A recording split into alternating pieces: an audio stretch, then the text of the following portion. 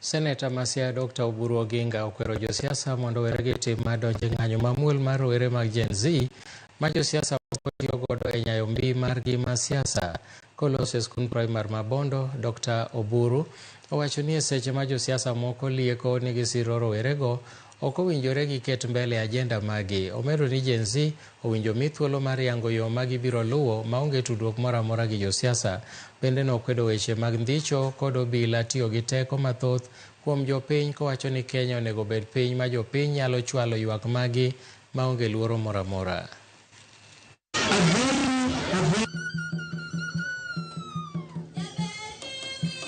This country belongs to all of us as Kenyans. We don't want to destroy our country.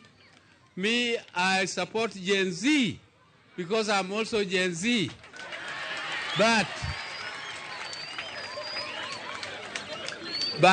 I would like to advise that the political class does not seize the agenda of the Gen Z for their own purpose.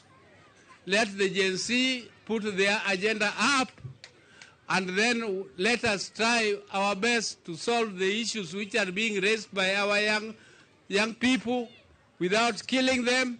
We don't want our people to be killed, and me, I cannot support the loss of life. I also cannot support loss of property. But what we must support is democracy.